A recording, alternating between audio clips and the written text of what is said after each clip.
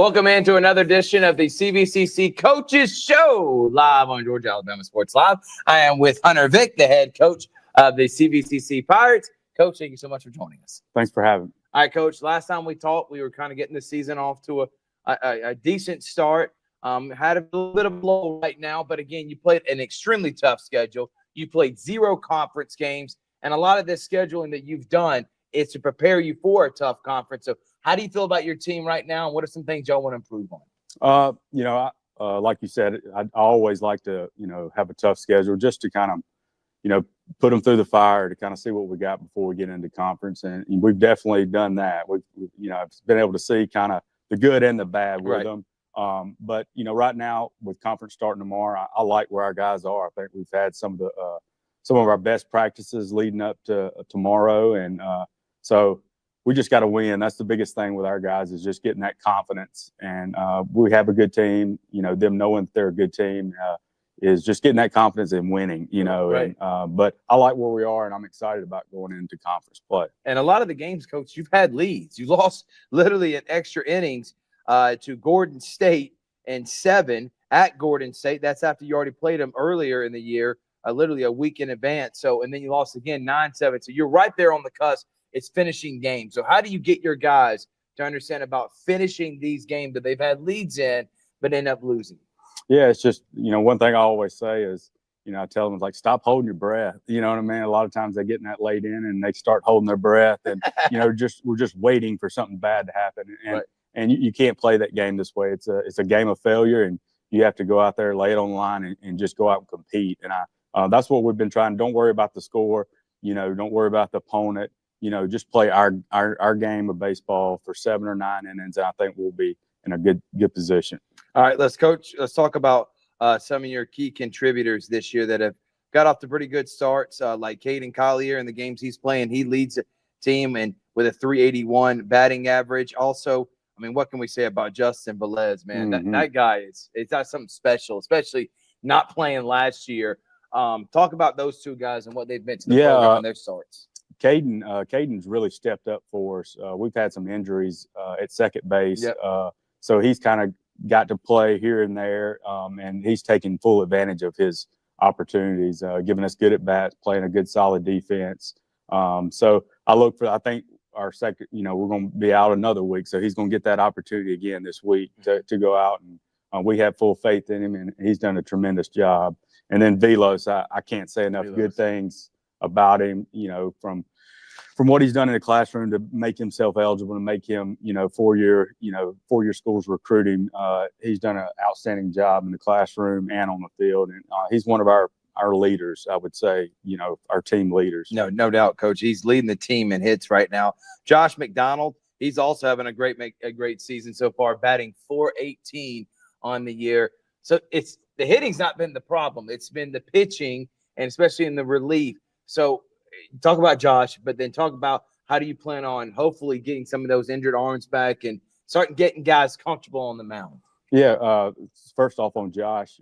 Josh transferred in from Andrew College. So this is the first year I've had Josh, and he's been outstanding. Yeah. I can't say enough good things about him as a player, but more than that, as a person, he's outstanding, and he does everything the right way. And he's the epitome of who you want your guys to be, right. In the classroom and just every day. As far as the pitching goes, I think the tough schedule kind of allowed us to kind of see, certain different situations to put guys in. So I think the coaching staff, we have a better idea of knowing this guy fits this hitter, this guy's a good matchup and things like that we didn't know of early. So I think just the experience going out there, them guys having to take the ball, whether they're ready or not, will only help them move it into conference. Coach, you got Calhoun coming up this week. That's starting conference play. You're getting up at 6:30 tomorrow morning, heading down to where's this located? It's in Tanner, Alabama. Tanner, Alabama. I'm sure that's somewhere in the middle of nowhere right now. 4 hours away. You got 2 games tomorrow. Then you got to get a bye. I mean, not a bye, but a day off on Friday, and then you come right back to it, this time at home against Calhoun. How important is these 4 games for your guys to help build confidence and to beat a team that you should beat and it gets you ready for a good conference season. Yeah, it's something I preach to our guys all the time is, conference basically is a season inside of a season. And, that's the only one that really matters because that allows you to go play in the playoffs and postseason stuff. So basically trying to get them to not think of what we've done or whatnot and realizing, hey, one thing I've stressed to them is, we're similar to the 2022 Ole Miss team that kind of got picked last, getting into the regional, and then they win the national championship. Right. They as a team knew they had a good team. They just wasn't getting the wins. You know what I mean? But one thing they kept saying is just don't let the Rebs get hot, and that's kind of what we feel that we're the same way. If we can get rolling, we can do some good things. It's just turning that page, basically. So now with as many games you play in a week and the traveling and stuff, how do y'all go about practice schedule and stuff like that? Plus, with lights, you can't practice at night, so you have to practice during the day. Is that difficult with that situation? And how do you go about planning your practices to still stay, not rusty as you head into conference play? Yeah, I mean, you still have to give them a lot of time off as well because the bus trips really take a toll on them. And, without having lights, us and Calhoun are the only two schools that don't have them. So really this series will really play a factor because we have to start our games at noon, and that starts like a 9 o'clock batting practice in the fields. Right. So it's a lot earlier. So in that sense, they all won't be this way because a lot of schools have lights. But for this week, we've got to get up early and get on the road. Well, Coach, we'll be cheering for you. I appreciate it. Again, you got a game at 12 and 2 tomorrow, and then 2 and 4 on Saturday. Is that correct, or is it 1 and 3 on Saturday? 1 and 3. 1 and 3. Yeah. I know it. It's either 1 and 3, 2 and 4. Actually, Landy likes confusing me all the time. But 1 and 3 on Saturday here from CVCC. Come out, show support. I mean, I've been blown away by you and the softball program, the amount of fan support, the students that come out. That's really awesome, and I know you appreciate all the community coming out and support your team. Absolutely. Our guys love it. They work hard all through the week, to be able to get out there and perform. And it's always great when they have, fans in the stands and all that. So our guys love it. Come out, support us. Let's go 4-0 this week, Coach. Thank you so much for joining us. Appreciate it. We're going to take a quick break. When we come back, I'm going to talk with Coach Osteen of the softball program here on the CVCC Coaches Show. My name is Quinteria Perry, and this is my CVCC story. I've graduated from CVCC with my associates in medical assistant, and I received my certification from CVCC. The training that I got from CVC and being prepared to come and do clinicals helped tremendously.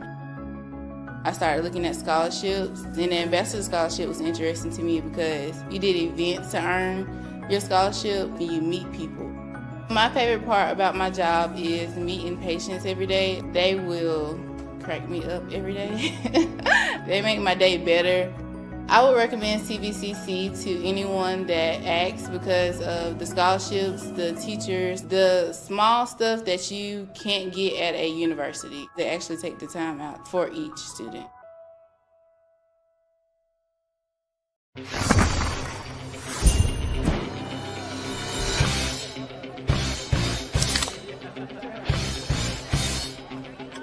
Let's go! Woo! Woo! Yeah! Woo! Football time! Set the tone. Baseball now. If we play Kyle, one of take them your on shoes, Thursday, we Yeah, play on good Thursday job. and Saturday. Woo! Yeah! Grab a Pepsi Wild Cherry and get wild. I mean, we're going to do both on Saturday the 15th because I know baseball's got one and softball. We're going to make it work. We're going to do a double whammy broadcast. All right, here we go. 3. Let me pull the stats up. I like having the stats.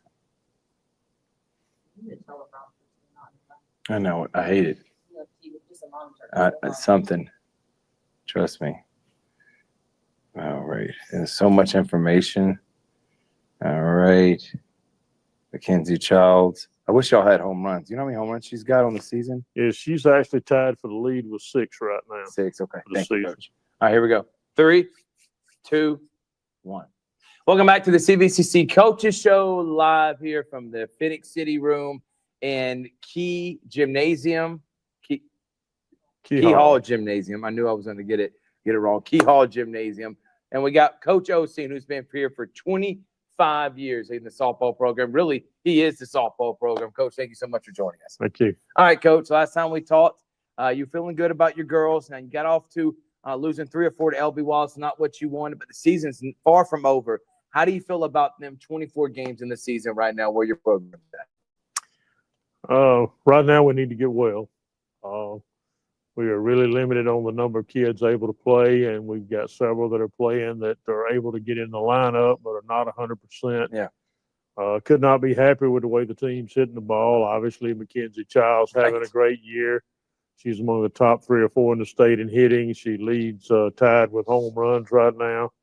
Of the top 10 kids in the state in batting average, I think we've got 5 in there. Yeah. So we're hitting the ball well. We're not getting key hits when we need them. We split with LBW here at home, then we go to their place and drop the first game in 10 innings. And unfortunately, it was on a mental mistake. So if we can start getting that worked out and start making the routine plays on defense, I think we're going to be okay going on into the conference. Coach, you got 6 girls batting over 400, so the hitting's been there. How do you work on not giving up as many runs, the pitching? Because obviously you can score with the best of them. It's limiting the other team's runs that you're kind of having a difficult time. So how are y'all going to go about trying to work on that other than just getting healthy as well? Getting healthy is going to be the key, because right now, if a kid can hit, she can hit no matter where she's playing. Right.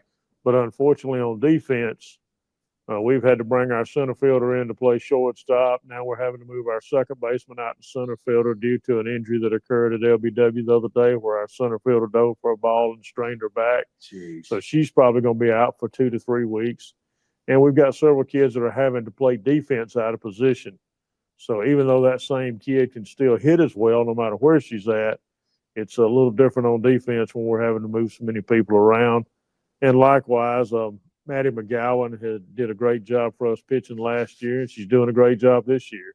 I think Maddie's second in the state in strikeouts, but probably shouldn't tell everybody, but Maddie's having arm problems right now. So that's making a difference for us on the mound. So we got to get our pitchers healthy, and we got to get our defense back healthy. And unfortunately, unlike with the baseball, you've already gotten into conference play right now, but you're still working. We've still got a long season to go, got a whole month this month and in April, and then, of course, May as well. So the season's far from being done. Whitley, I wanted to talk about Whitley Harden, who is leading the team in average right now. She's a freshman. How about her progression here in this season and doing a great job for your program? Whitley just does everything she's asked to do, and her confidence just keeps building this year. Yeah. She's obviously having the best season she's ever had playing ball hitting, but she's such a solid hitter. She has great hand-eye coordination. I can't take credit for anything she's doing, but she does everything she's asked to do. She listens, pays attention, focuses on what she's doing. And like I said, she's just having the season of her life right now. She's putting a bat on everything they throw at her. Coach, is there anyone else that's really surprised you here at the beginning of the season? Because like I said, 6 girls batting over 400. You got 8 girls batting over 350. I mean, the bats have been on fire. Who else has really stood out to you in your opinion? Hands down, Courtney Niles has made the most progress of any kid we had since August when everybody reported in. She's a freshman out of Glenwood from here in Phoenix City. Yep. And she's one of those that's hitting in the 400s.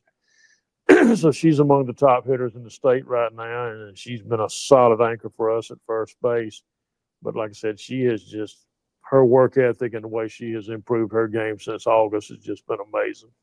You got Bishop State, and you do the same thing baseball. You're going to be Bishop State at home. Baseball's on the road. And then you play that same Bishop State team on Saturday on the road. How important is this in a conference game to get 3 out of 4 here? More than just split, try to get 3 out of 4. What's the message to the team to try to come out victorious here with these 4 games this week?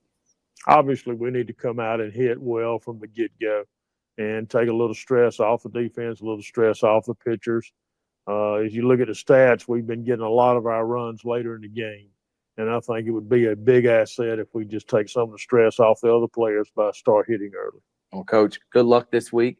And final message to the entire community about coming out on Thursday, 2 o'clock and 4 o'clock for some excellent softball. Weather should be hopefully great. Hopefully it won't be so windy. It's blowing the camera all over the place. But tell my wife it's so much fun to come out here to watch your girls play. Greatest show on dirt.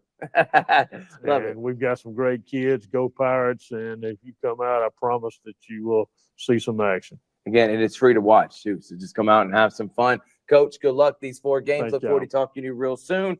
And we'll see you next time on the CVCC Coach.